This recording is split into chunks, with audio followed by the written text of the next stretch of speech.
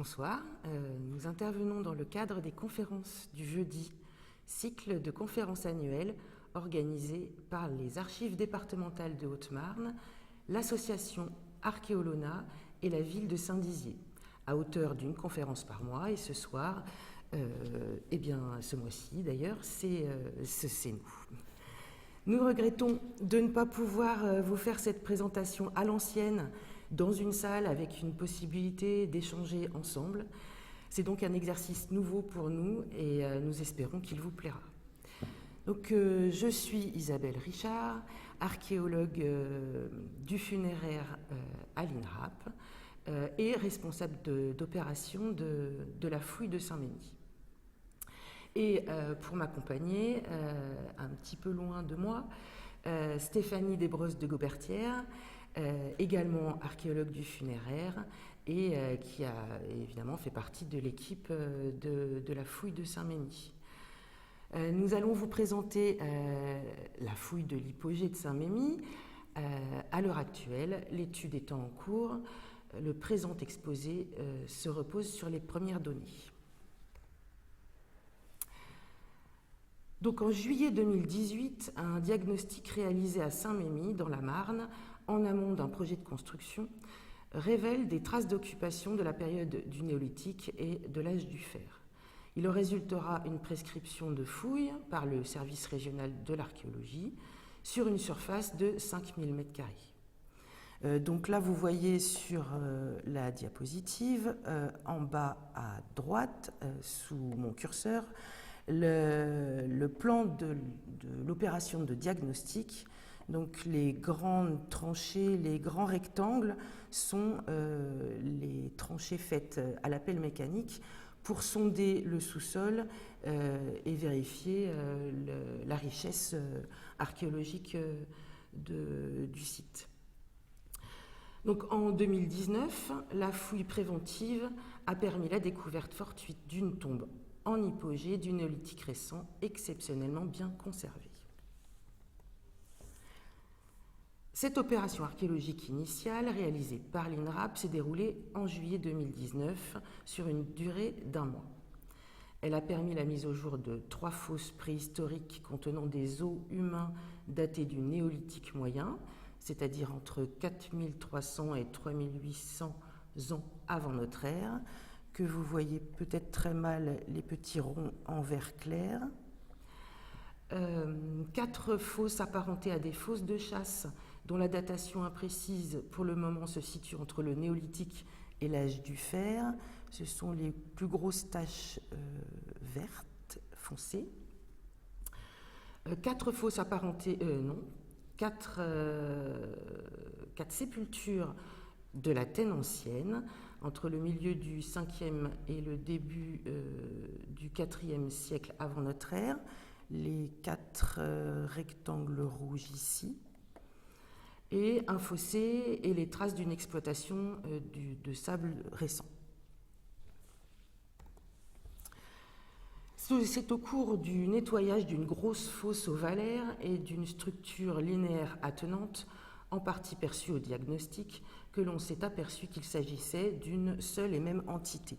Donc sous mon curseur, la grosse fosse ovalaire, et là sur le côté, le début de la structure linéaire que l'on voit en grande partie sur la photo du dessous, et on voit entre les deux qu'effectivement à ce moment-là, il n'y a pas de lien.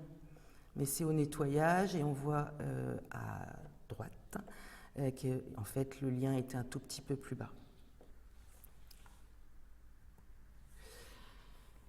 Des sondages en quinconce ont révélé un creusement linéaire en pente douce, aboutissant à un creusement plus profond, contenant une calotte crânienne que l'on voit ici, à 50 cm de la surface. Le sondage réalisé dans la grosse fosse, ici, a révélé des ossements à une profondeur de 1,20 m. À ce moment-là, son identification en tant qu'hypogée est devenue évidente et a suscité le déclenchement d'une procédure de découverte exceptionnelle par le service régional de l'archéologie. Dans l'attente d'une nouvelle phase d'investigation, une protection de la structure a été mise en place avec la pose de géotextiles, le comblement des ouvertures, une couverture de planches, une bâche, du sable et fermée par des barrières. 3 mois ont été nécessaires pour monter cette nouvelle opération. Ce temps a été mis à profit afin de réunir un comité scientifique de suivi, pour recruter une équipe d'archéoanthropologues et définir de nouveaux moyens techniques. Je vais maintenant passer la parole à Stéphanie. Alors, avant de commencer à vous expliquer les découvertes qu'on a faites à Saint-Mémy, on va commencer par expliquer ce qu'est un hypogée. Donc là, on vous a mis les plans d'un type d'un hypogée. Donc la photo de gauche, c'est l'hypogée vue du dessus, comme si on était en hélicoptère au-dessus, quoi. La photo en haut à droite, c'est l'hypogée vue de côté. On vous a mis un petit bonhomme au-dessus pour vous montrer le niveau de circulation. Parce que l'hypogée, c'est quoi? C'est une cavité souterraine creusée par l'homme dans l'intention d'y inhumer ses morts. C'est donc complètement artificiel. Ce n'est pas du tout une cavité naturelle qui est réutilisée, c'est l'homme qui la creuse. Ces tombes sont construites et utilisées principalement au néolithique récent. Donc on est autour de 3500-2900 ans avant Jésus-Christ. Globalement, ils sont tous construits sur le même plan. Un long couloir d'accès en pente douce. Tu peux montrer avec le curseur, s'il te plaît, Isabelle. Un long couloir d'accès en pente douce qui mène à une chambre funéraire. Celle-ci est parfois précédée d'un élargissement appelé antégrotte ou antichambre. L'accès à la chambre sépulcrale se fait par un rétrécissement nommé trou d'homme ou chatière. Ce rétrécissement permet de fermer l'accès à la chambre funéraire entre deux inhumations via un système de portes en matière périssable, en bois, branchage, des choses comme ça. Parfois, d'importants blocs de pierre ont pu être retrouvés devant ces trous d'hommes. Il est probable que la présence de tels blocs participe à la condamnation de la sépulture et n'était pas utilisé pour obstruer l'accès à la chambre pendant sa période de fréquentation. Sur la diapositive suivante, on voit que je vous ai dit que toutes les hypogées étaient identiques. Il y a quand même quelques variations.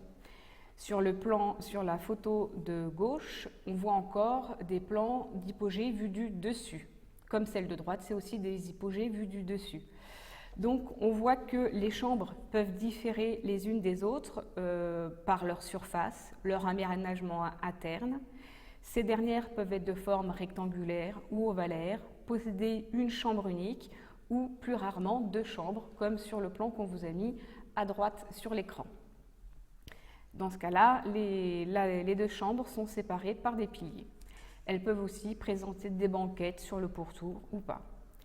Les hypogées qui nous sont parvenues intactes montrent que la hauteur de la chambre est généralement comprise entre 1 m et 1,80 m. Cependant, dans la très grande majorité des cas, il était impossible de s'y mouvoir debout. Sur la diapositive suivante, on voit un hypogée depuis l'intérieur. La photo est prise de la chambre sépulcrale. Elle est prise dans l'hypogée des Rasets à Quasar. On voit une jeune fille de 8 ans à l'époque qui se tient dans le trou d'homme. Donc elle est agenouillée. On voit que le trou d'homme, c'est vraiment un rétrécissement et qu'elle ne tiendrait pas debout. Et même une fois dans la chambre, elle faisait autour de 1,20 m, elle tenait tout juste debout. Nous, en tant qu'adultes, on ne tient pas debout dans cette hypogée. Cette hypogée est aussi intéressante parce qu'on voit de part et d'autre du trou d'homme, on devine des gravures sur le côté, des petites gravures de haches.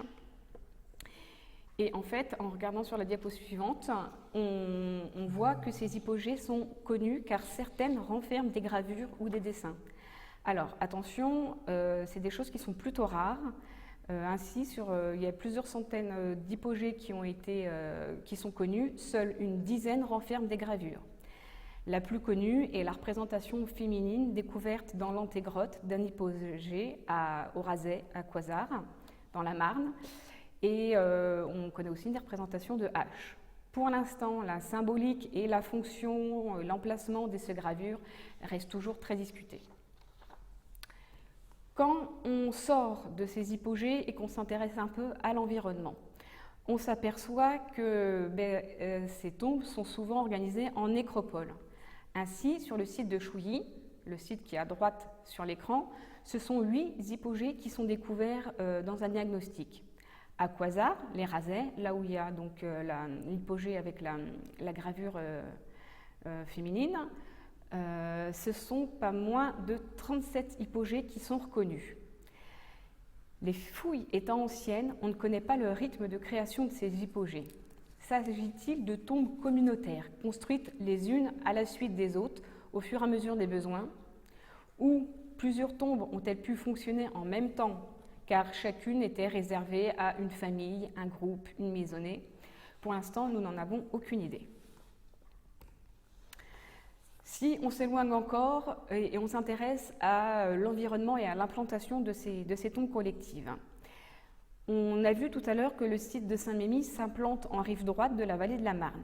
Il se situe à une altitude de 89,80 mètres NGF sur le coteau d'une petite proéminence, le mont Michaud. Celui-ci culmine à 118 mètres, à moins de 2 km à l'est.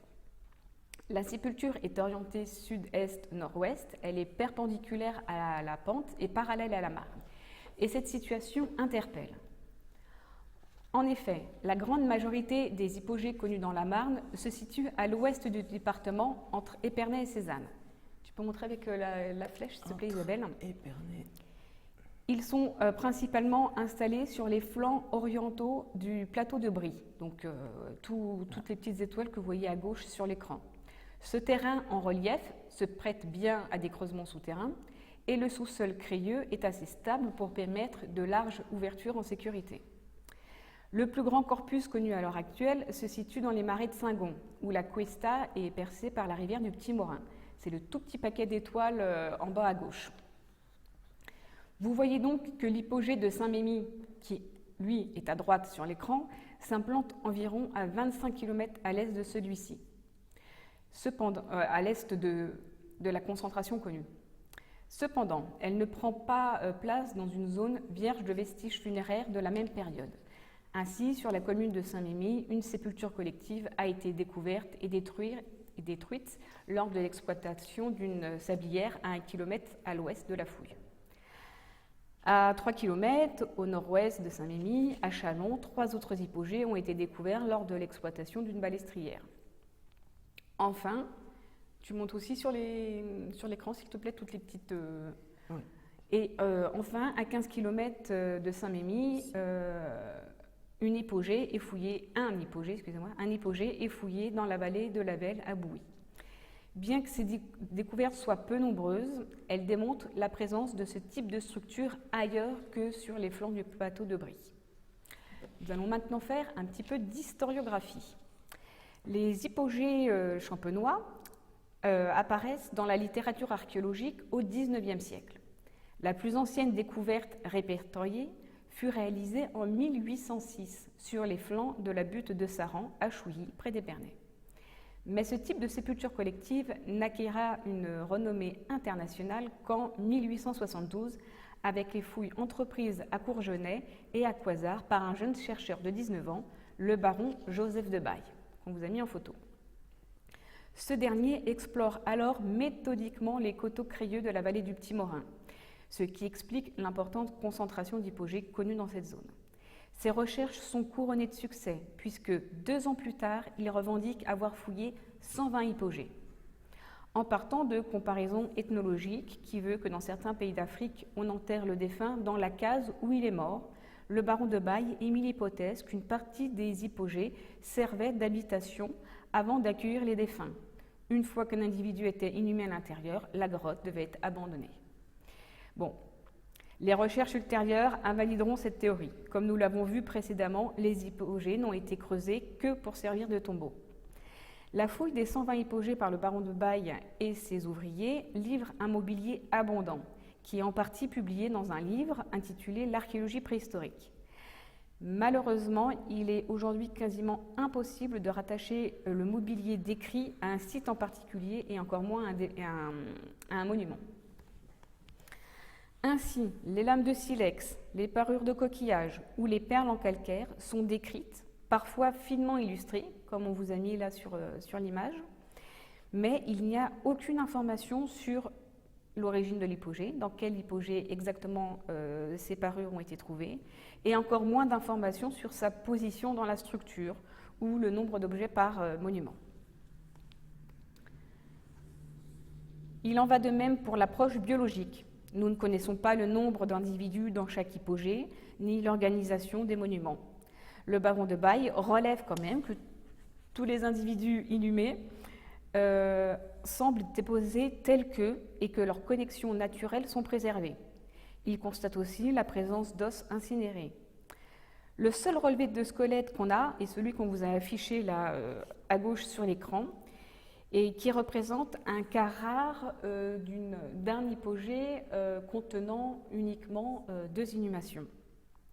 Mais le dessin n'a pas été fait pour le squelette, il a été fait pour illustrer la présence des lames de silex qui accompagnent l'individu et qui sont posées sur le corps de part et d'autre de la colonne vertébrale. Cependant, le baron de Baye remarque quand même que les corps sont en grand nombre dans ces hypogées. Cela le conduit à émettre l'hypothèse qu'il s'agissait de victimes d'un ou plusieurs combats, avec comme argument décisif la présence de lames de silex. Je cite, ouvrez les guillemets, « Les flèches à tronçon transversal abondent dans ces sortes de sépultures, attestant manifestement que les hommes ainsi inhumés avaient succombé dans de meurtrières collisions. » Pour le baron, les grottes visiblement moins densément remplies étaient celles destinées à des familles. Dans ces cas-là, la moindre présence de silex et le mélange d'adultes et d'enfants le faisaient pencher en faveur d'un recrutement familial. Cependant, en vrai, il n'existe pas de véritable étude biologique. En effet, devant la masse d'ossements, seuls les os les plus gros, les plus symboliques, souvent les crânes, sont prélevés, plus particulièrement si ces crânes ont en plus des traces de trépanation. Donc c'est l'image qu'on voit, le dessin du crâne qui a été fait. Donc la trépanation, c'est un enlèvement de matière osseuse au niveau du crâne. Donc très peu d'infos sur le recrutement biologique de ces sépultures.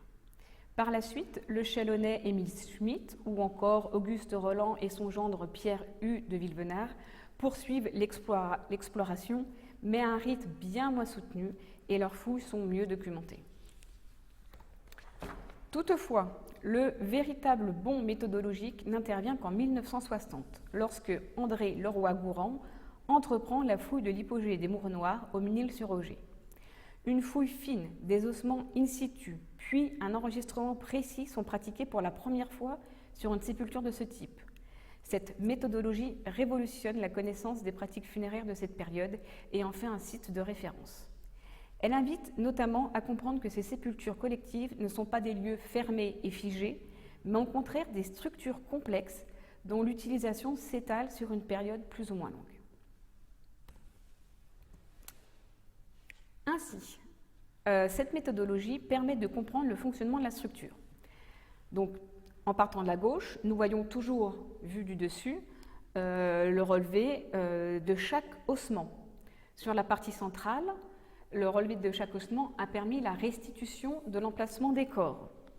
Il a été ainsi mis en évidence des espaces réservés pour les jeunes enfants contre les parois de la première chambre. L'étude de répartition du mobilier a aussi permis la mise en évidence de mobilier individuel et de dépôts collectifs. Par exemple, sur le dernier plan, tout à droite, on voit la répartition des pointes de flèches.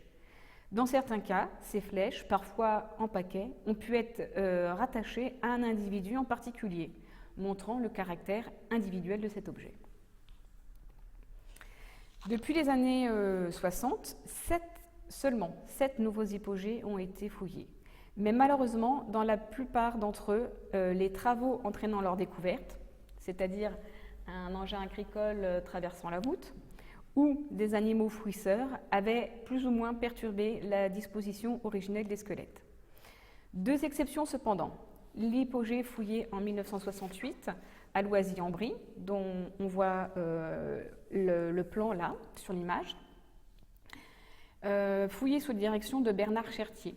Dans ce cas-là, la couche d'ossement est intacte et les informations de fouille beaucoup plus précises. La seconde exception et les 2 hypogées appréhendés à Chouilly en 2016 par Nicolas Garmont et son équipe de Reims Métropole. En haut à gauche, vous voyez le plan du diagnostic qui a révélé la présence de 8 hypogées. C'est le plan qu'on a déjà vu tout à l'heure. En bas, vous avez la vue 3D réalisée par Patrick Huard dans le cadre du diagnostic.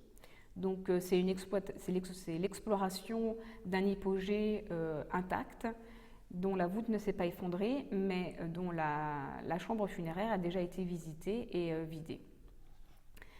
Et par la suite, il y a eu une fouille préventive qui a finalement exploré 2 hypogées. Et on vous a mis la photo de l'une de ces fouilles, de la fouille de l'un de ces hypogées, excusez-moi. Pour l'instant, il n'y a pas vraiment eu encore de publication, donc on est un petit peu en attente de savoir ce qui a été vu dans ces structures. Enfin, nous pouvons aussi mentionner un programme de recherche encadré par Rémi Martineau, qui s'intéresse depuis 2013 à l'environnement d'un groupe d'hypogées déjà fouillé en 1873 par le baron de Baye à Vers-la-Gravelle, au lieu-dit La Crière. Cependant, comme il s'agit de fouilles anciennes, les niveaux d'ossement ont déjà disparu et donc on ne s'intéresse que à ce qui se passe autour de l'hypogée. Comme vous l'avez compris, les monuments pour lesquels on peut déterminer l'emplacement précis des ossements est donc encore excessivement rare. Leur mode de fonctionnement est donc encore largement méconnu quand nous commençons la fouille de Saint-Mémy. Revenons maintenant à l'hypogée de Saint-Mémy, au point où nous l'avons laissé en été 2019.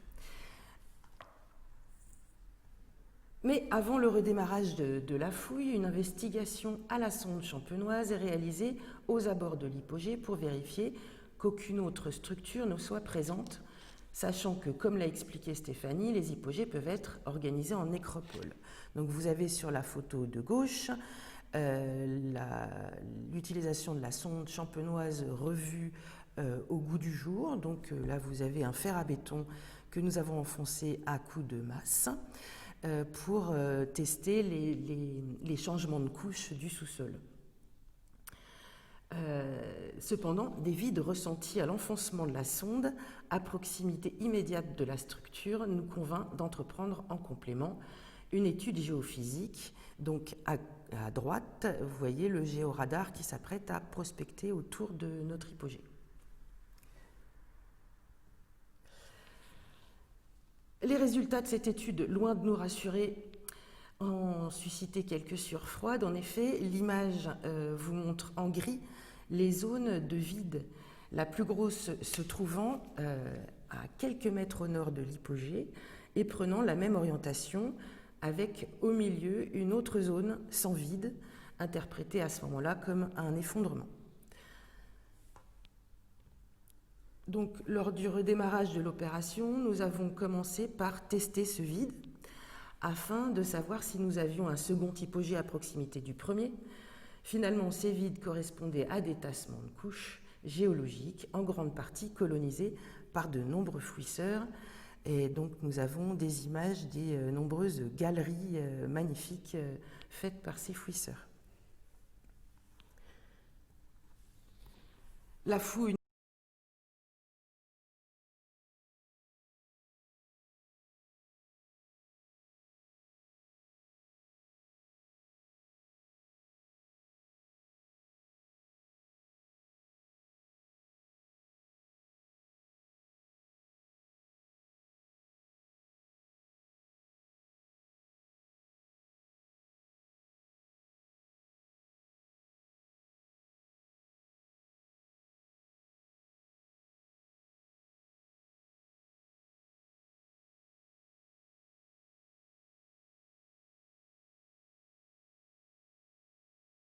couloir avec le début de l'antichambre.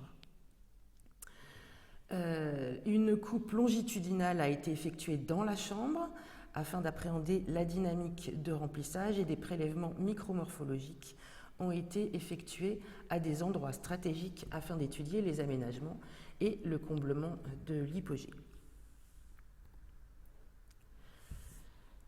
Donc, la structure ainsi révélée se compose de 3 parties distinctes.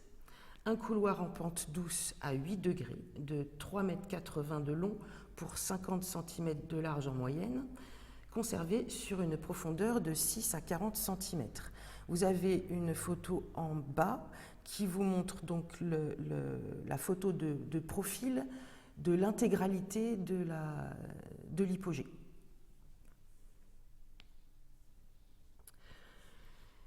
Donc, ce couloir mène à une antichambre de forme ovale de 1,40 m de large pour 90 cm de long et une profondeur conservée de 1 m dans laquelle se trouvait la calotte crânienne que nous avions déjà mis au jour sur la première phase de fouille.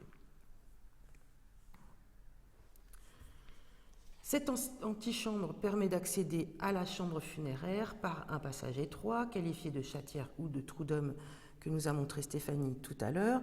Donc là, sur la photo de droite, nous avons évidemment qu'une partie de ce trou d'homme, étant donné que la partie haute a été écrétée.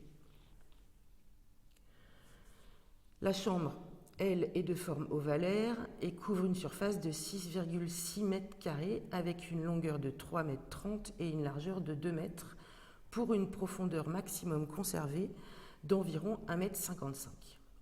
Elle ne présente ni pilier de séparation ou mur de refend, ni banquette latérale.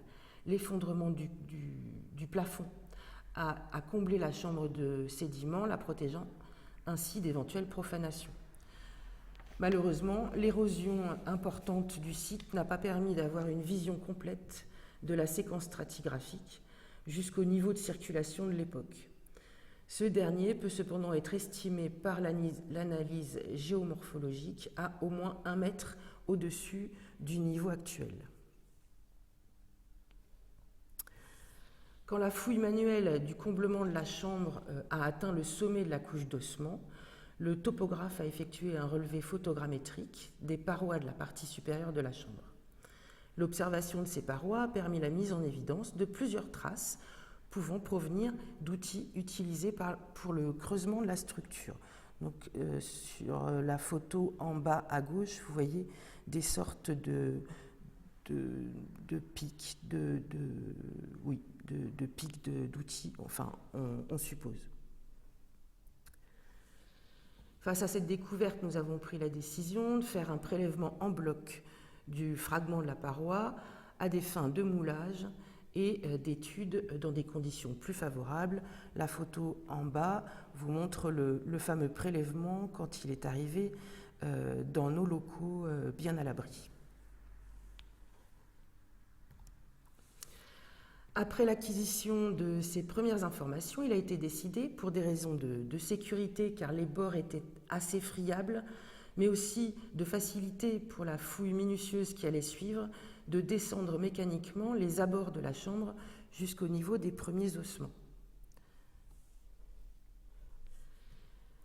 La fouille de la couche d'inhumation s'est déroulée en 10 démontages sur 2 mois à 4 personnes en moyenne.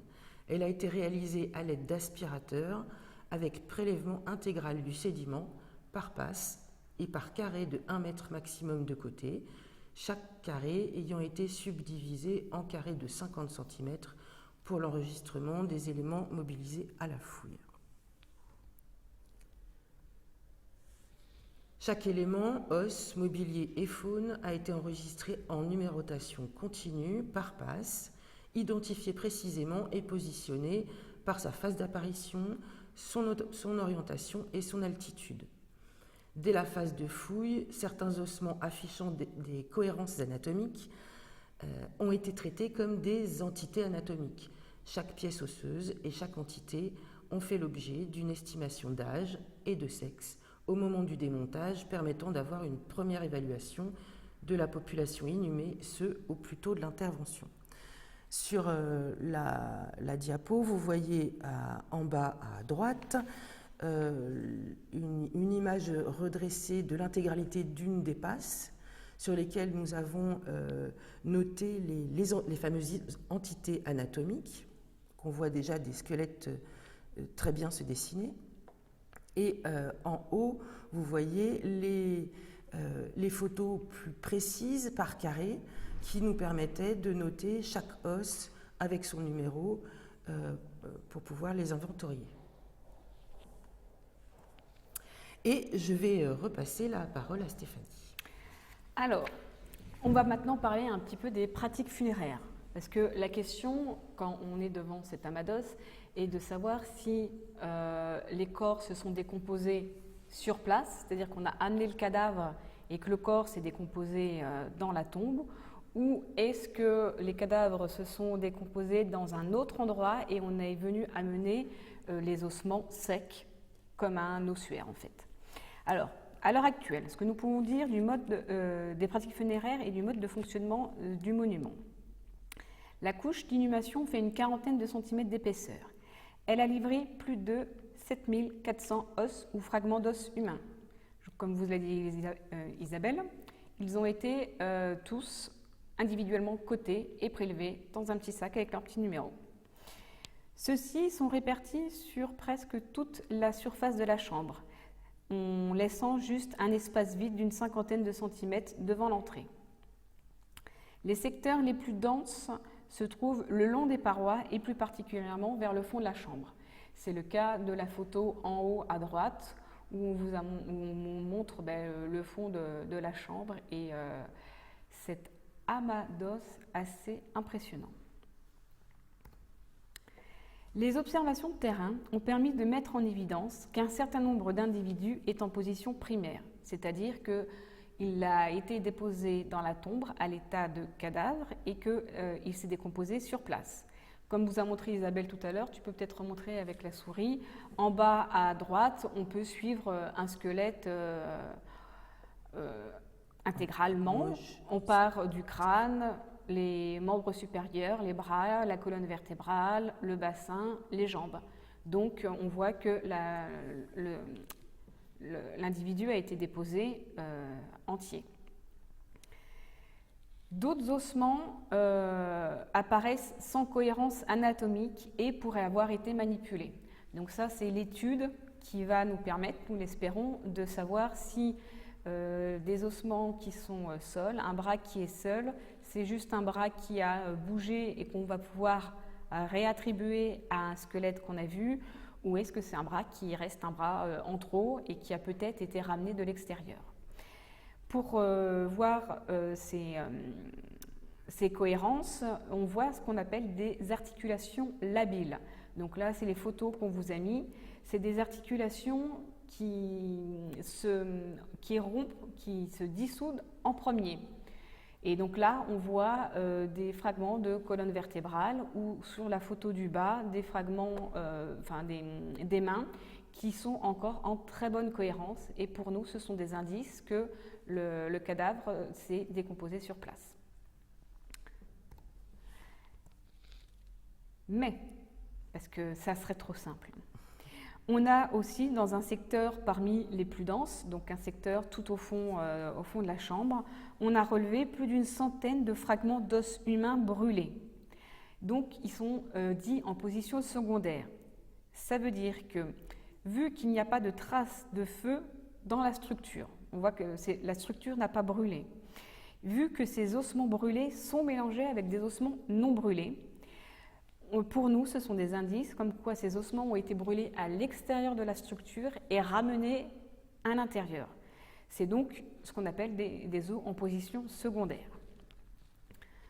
Donc là, c'est pareil, il va falloir qu'on les étudie pour savoir quelle partie des ossements, quels ossements ont été brûlés et ramenés dans cette structure. Pour ce qui est des individus reconnus en position primaire, nous avons pu constater que les corps ont été majoritairement déposés en position allongée, sur le dos, les pieds en direction de l'entrée de la chambre et les crânes donc vers le fond de la chambre. Toutefois, 2 jeunes adultes sont en position inversée, la tête vers l'entrée. Pour l'instant, on n'a pas d'explication. Voilà, ça arrive. On ne comprend pas pourquoi. Pareil, Un individu de sexe masculin est déposé à la perpendiculaire contre la paroi nord de la chambre. Les pieds vers le centre de la chambre. Donc là, peut-être que Isabelle, tu peux montrer, on a une partie qui est plutôt la partie supérieure du corps et vers le bas, on a les jambes. Vers le bas de la photo, on voit les jambes. Cette position nous interpelle. Elle est connue dans d'autres hypogées où les individus sont déposés le dos appuyé contre les parois. Mais à notre connaissance, après il faut encore vérifier, les dépôts de corps allongés n'ont jamais côtoyé des dépôts de corps appuyés contre les parois. La mélange de ces deux pratiques, pour l'instant, nous interroge encore pas mal. Enfin, ce que nous pouvons dire, alors qu'on est encore en cours d'étude, c'est que quelques individus, essentiellement des enfants, sont inhumés sur le ventre. Donc là, c'est pareil, Isabelle, tu peux peut-être montrer. Sur la photo du bas, on voit donc une colonne vertébrale, un bassin et deux jambes qui apparaissent par le dos, en fait. On voit le dos de l'individu. Donc là, c'est les quelques pistes de réflexion qu'on a pu observer dès la phase terrain. Pour conclure sur les pratiques funéraires, une impression d'organisation spatiale s'est fait sentir dès la phase terrain avec la forte présence de très jeunes enfants contre la paroi nord-ouest de la tombe. Donc c'est sous l'individu qui est en perpendiculaire. Contre cette paroi-là, on avait beaucoup d'enfants. Mais on parle d'enfants entre 1 et 4 ans, voire même de bébés, qu'on ne retrouve pas forcément ailleurs dans la tombe. Donc il semblerait qu'on ait une répartition spatiale par âge. À l'opposé, contre la paroi sud-ouest, on a au moins un adulte âgé qui a été observé. Comme nous l'avons dit, l'étude est encore en cours et nous révélera certainement d'autres surprises et d'autres interrogations. Je vais maintenant repasser la parole à Isabelle qui va nous parler de la biologie. Alors, en ce qui concerne la population inhumée au sein de l'hypogée, un premier décompte réalisé à partir du nombre de crânes enregistrés dans l'inventaire de démontage révèle un nombre minimum de 53 individus, dont 32 immatures âgés de 0 à 20 ans. Au moins 23 d'entre eux ont moins de 10 ans. Les 21 zoocoxos droits appartenant à des sujets de plus de 15 ans, parce que les individus de moins de 15 ans ne peuvent pas être sexués, en tout cas à partir des ossements, ont permis l'identification de 8 femmes et de 6 hommes. Évidemment, toutes ces données seront révisées avec l'étude des ossements en laboratoire. Le mobilier retrouvé dans la couche d'inhumation comprend plus de 400 éléments. La céramique y est absente, comme dans la majorité des hypogées de la Marne. L'industrie lithique compte 64 pièces, dont un briquet, une hache, une trentaine d'armatures tranchantes et une quinzaine de lames. L'industrie osseuse se signale par la présence d'au moins un poinçon et une gaine en bois de serre. Mais c'est la parure qui est le mieux représentée, avec plus de 330 pièces, dont près de 250 perles circulaires en calcaire, une dizaine de perles tubulaires, une quarantaine de dents perforées et au moins une vingtaine de coquillages. 2 pendeloques en quille, fabriqués à partir de bois de serre, viennent compléter cette panoplie. Alors sur les photos en haut, vous voyez 2 lames en silex bleu. Les parties un peu plus sombres. Comment ? C'est les parties un peu plus sombres. C'est les parties un peu plus sombres sous mon curseur que tu ne vois pas.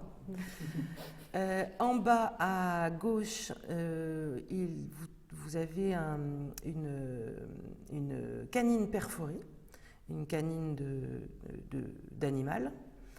Au milieu, je suppose que c'est un coquillage qui est ici, en dessous d'une petite vertèbre.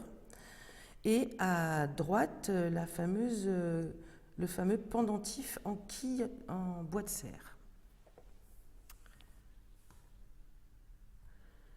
Dans certains cas, il a été possible d'associer ces objets à des individus, notamment 2 colliers de perles autour d'un enfant, des cous d'un enfant et d'une femme adulte. Donc là, vous voyez sous mon curseur les petites perles qui sont agrégées les unes aux autres et qui signifient que le collier était bien là.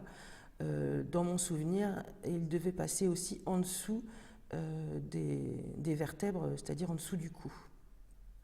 Vous voyez, ici, c'est une des fameuses personnes qui est en sens inversé.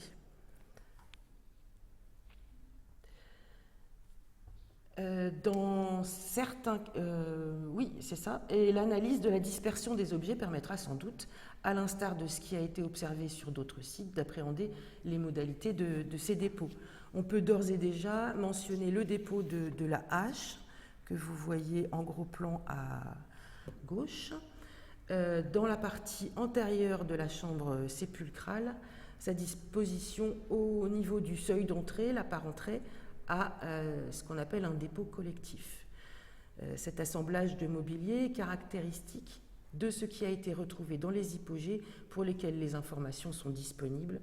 Et si les études de mobilier sont toujours en cours pour Saint-Mémy, il est déjà possible d'affirmer que notre hypogée a fonctionné dans le courant du néolithique récent, c'est-à-dire entre 3500 et 2900 ans avant notre ère. Enfin, les données exhumées sont aujourd'hui en cours d'exploitation et nous espérons que l'utilisation des nouvelles technologies alliées à la mobilisation des archéosciences comme la micromorphologie, l'anthracologie ou la carpologie permettra de comprendre le mode de fonctionnement de cette hypogée dans l'espace et dans le temps. Une analyse ADN dans le cadre d'un projet intitulé « Études paléogénomiques des populations humaines du bassin parisien entre le néolithique et le XVIIe siècle » porté par le Muséum national d'histoire naturelle a séquencé 20 individus, ce qui va nous permettre d'obtenir le sexe biologique, leur relation de parenté, certains traits phénotypiques, couleur des cheveux, de la peau, ainsi que la diversité génétique de la population. Nul doute que la découverte de l'hypogée de Saint-Mémy viendra renouveler les connaissances des sépultures collectives dans ce secteur méconnu et autorisera sa confrontation à celles déjà étudiées par ailleurs dans le département et dans les régions voisines. Merci de votre attention.